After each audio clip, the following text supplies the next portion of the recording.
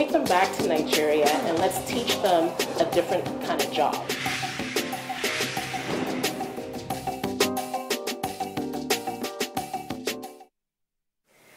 A piece of art remains a pack of beauty to be admired by all, no matter your perception of it. While some school of thought have argued that any piece of art created by a woman has an exceptionally endearing quality. I don't know why that is so, but I believe that we bring our femininity into it entirely. I have a woman who is not just an artist, who is not just creating something quite adoring and adorable. She is also a mentor for a whole lot of people. She's taken Nigeria far beyond your imagination.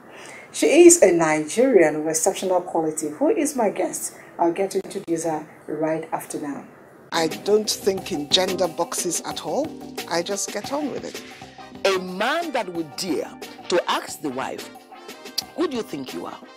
That is a real man. In fact, our husbands are our firstborns. The husband needs more attention than even the children. It's not only about work, it's not only about family. They need to take the time to look after themselves, and we don't. We don't do that. They took my money, I paid every fees. I never asked to be hoisted as a governor. I wanted to be allowed to go out there and contest for the position of governorship candidate first. There's nothing greater than looking back and seeing that while you were aspiring, you were able to inspire others. Power to women. Yes, we need to have more women, more multitaskers around Nigeria to get Nigeria working. Definitely.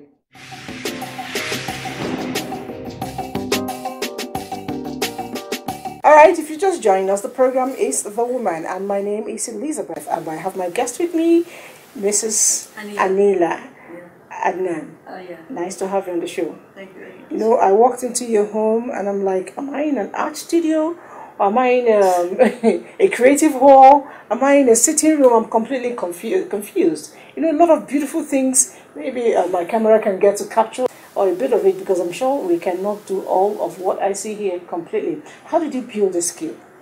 You know, I had this, you know, this creativity and, you know, love for art. I had from the beginning, you know, when I was a child, when I was a primary child, my father used to show me, I mean, when I used to see different cards or, you know, greeting cards, I used to copy them on a bigger scale. Then my father would appreciate and maybe he would display on the wall and, you know, he would tell his friends, look, my daughter has made this. That made me, you know, when you appreciate something, it comes more, you know. So I thought, this is something good. Look, I'm doing this, my father likes it, it means it's something good. So, and when I started practicing, it came, you know, better and better. Because I was you know, that time I was a, you know, school student, I was a science student. So my drawings... You studied sciences? Yeah. Okay. So I was, my drawings used to be the best in the class, my teacher used to appreciate. So, but you know, actually it was in me. I used to decorate my house. You know, I had 3 sisters with me here. We were living in that Borno state. You know, there was Maiduguri. I would go out, collect bushes, and you know, arrange them in whatever way I could. Maybe I would cut plants. My father was you know, he loved plants, and you know, my mother and my father. So I think I got something from my parents. But you never went to school to study it properly, did you? After that, you know, let me tell you my story. So, because I was a science student, my father wanted me to be a doctor because all his children were, you know, either engineers or doctors. He himself, he was an engineer. So he never wanted anybody to be in art.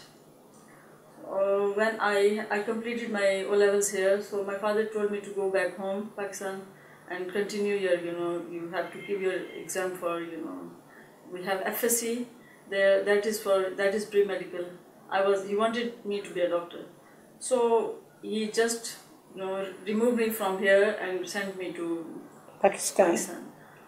So that was a new place. I was a kind of person who would love family and home. I was that, you know, that broke me. I mean, I couldn't, you know, it was that relocation was very disturbing for me. His family was here, your sisters, everybody was here. Only you went back to He Pakistan. put me in boarding school to continue. So I tried my best because it was a different system. Here is different system. Education system is different from Pakistan. There it was so tough for me because it was a change of the system. We have matriculation system and here is other system. So it was so much theory you have to write, and I have to learn my own language. I was, when I came to Nigeria, I was a primary student. So when I went back, I was, it was in FSC, that is almost like A-levels. So I didn't know my language, so I have to learn my language. Because you had to write the exam in your language, okay? I could only speak, but I couldn't write, grammar is extremely difficult. So to pass that exam and to also to carry on with your medical, pre-medical studies and all that, with no family and all that, it was so tough. I couldn't, I couldn't reach to the level of the marks they were required. So I dropped. My father told me, okay, come back to Nigeria and continue, because so that time was also, it was so difficult for me. So I took admission in BSc botany, zoology. Zoology, okay. Yeah. So when I started doing BSc, I just don't like animals, pithing animals and frogs and lizards. It's like killing me. I cannot catch a whole lizard and do the dissection. So I did for 4 months.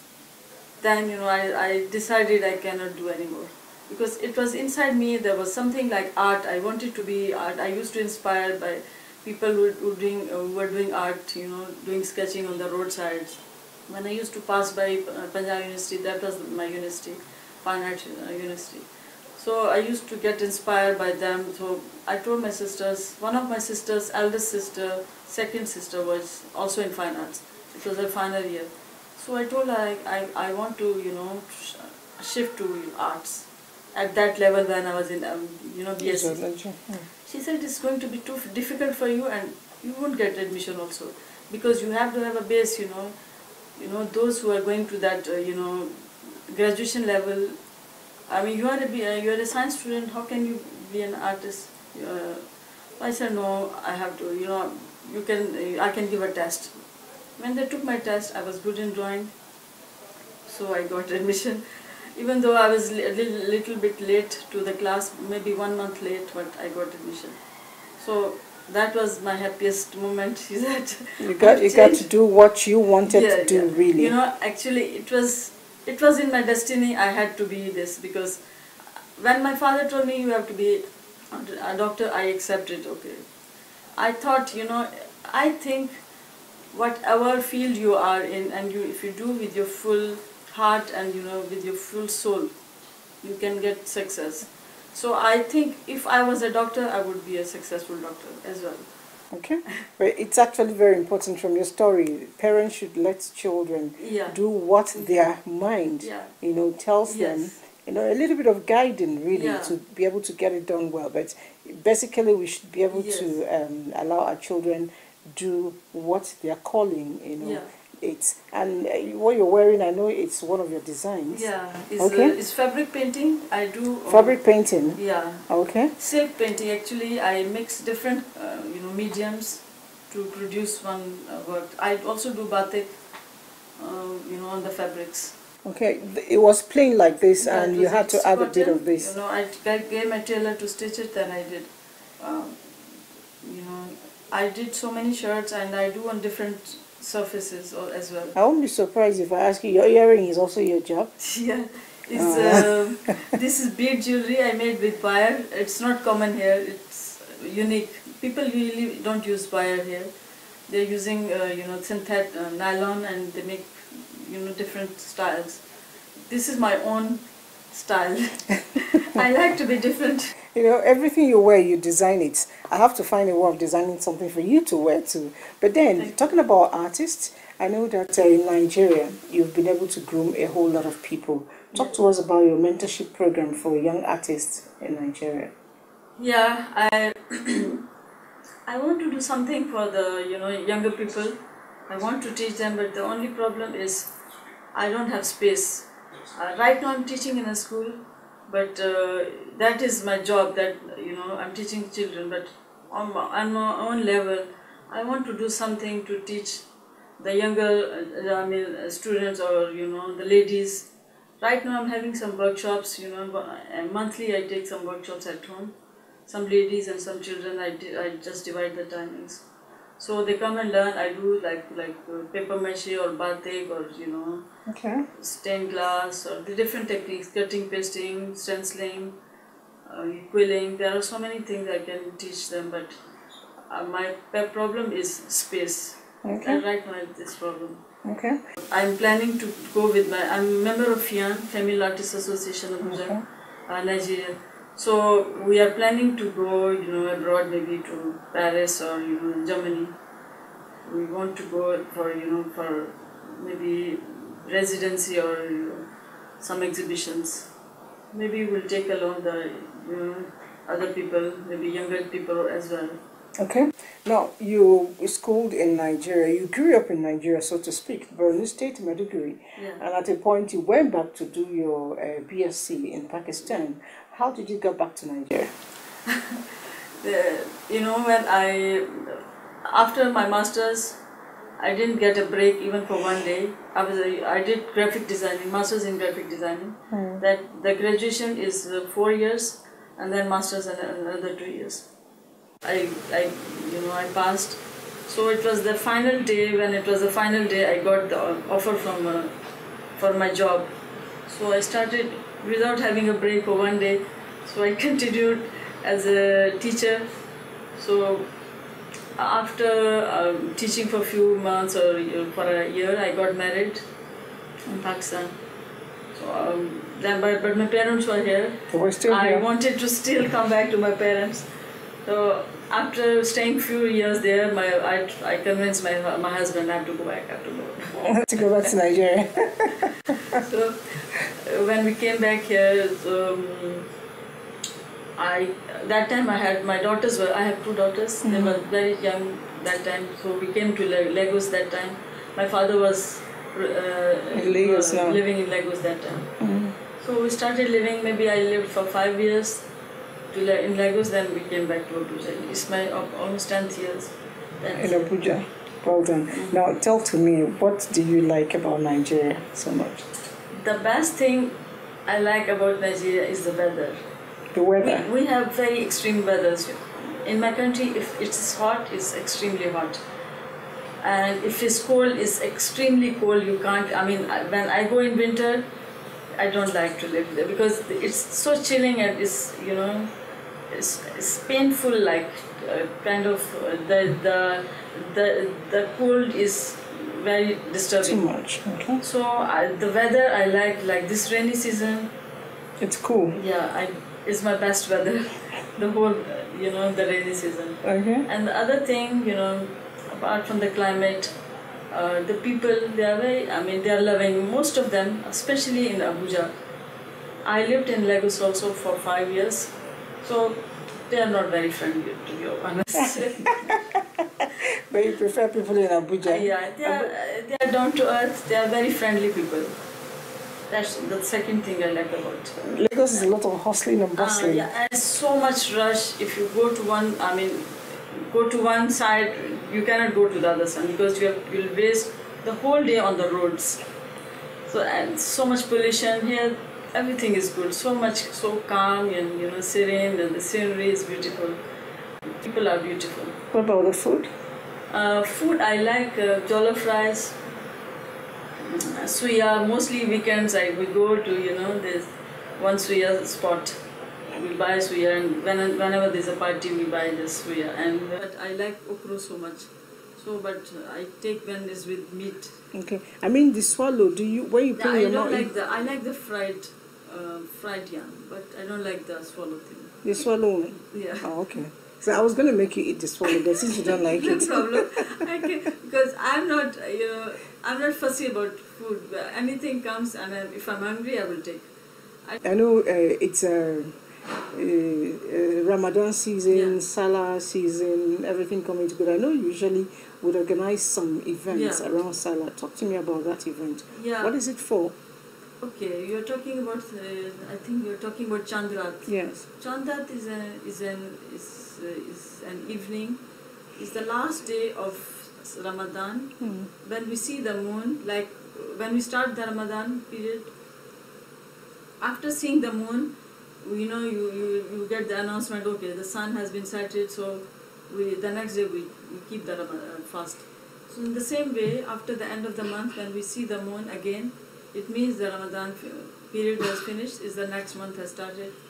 So that evening in Pakistan, we usually celebrate, we come out on the roads and, ladies go and put on bangles, who put henna on the hands, people, rejoice, there's music and they enjoy that. The next, we are going to celebrate, the next day is the actual celebration day. So that night in Pakistan is usually celebrated, by the families and children, women and all that. And you want to recap we are creating here. We did last time here. Actually, I organized, an association. I formed an association, that is Pakistani Women Association, with few other ladies, with my Pakistani families here. We made an association. So this event is presented by our association. It's for the local, for all people. It's open to everyone. Okay. Even Muslims I know you're doing something I'm with the doing lights. something for Okay, that. can we go look at it? All right. Okay, you say it's what? It's Chandrat. Chandrat. Okay. So Actually, these are the this is a finished one, right? Yeah, Okay. almost finished, but Almost. not completely finished. All right. So, we are doing, I want to make lanterns. I want to put lights.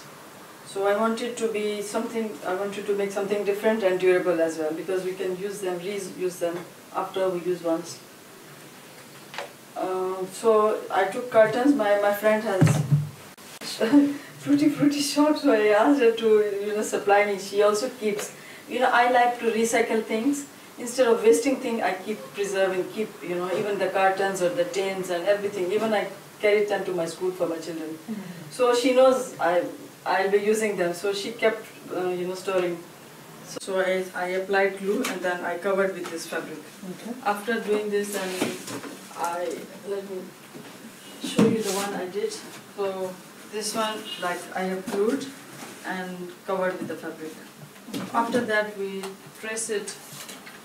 I got it a shape, I wanted to make a shape that is going also with my culture,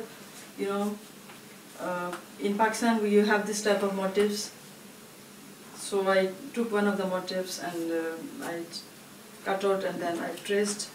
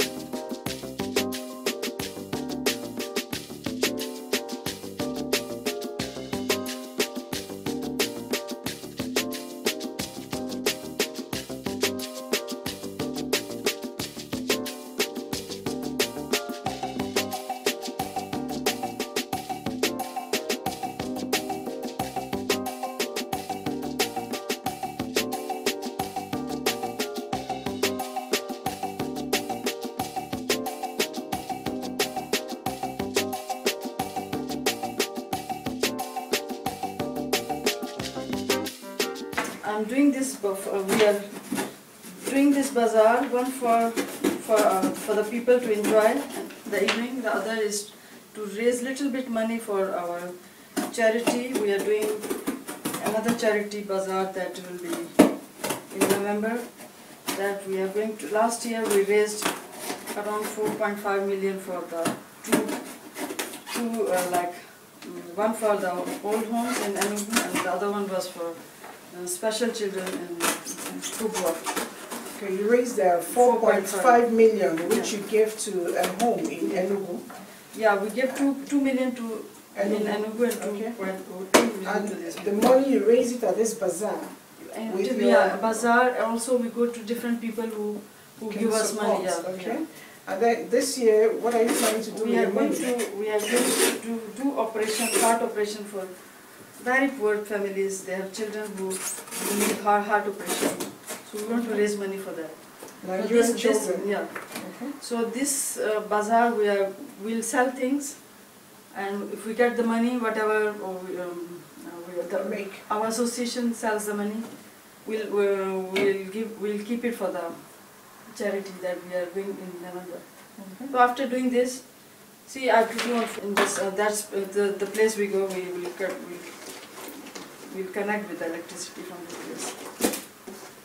Once it's here, and if it's night, you will see how it will look. Okay.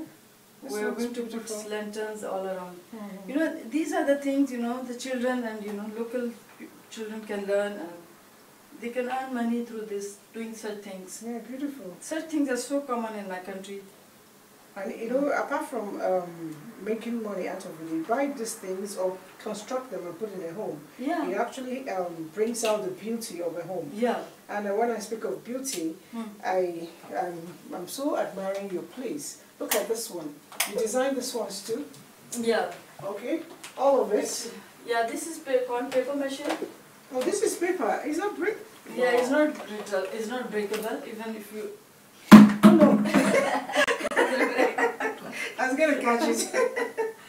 All right. So I know that your paintings you use them to tell a lot of stories, and I know you have passion for women and violence against women in the society, and well represented in your paintings. Can I get to have a little bit more of explanations of what they are? I really am not good at interpreting the work of art. These paintings have the theme, you know, violence against women and girls. Okay. There were 4 or 5 paintings I exhibited on the, you know, on Women's International Day. Actually, they are the 3, you know, their series. Number 1 is, you know, this woman who has been targeted. You know, she is maybe suppressed or raped, or, you know, there's some tortured or something. You can see the fire around her, and is showing the society, and you can see entangled with you know, wires or, you know, thorns.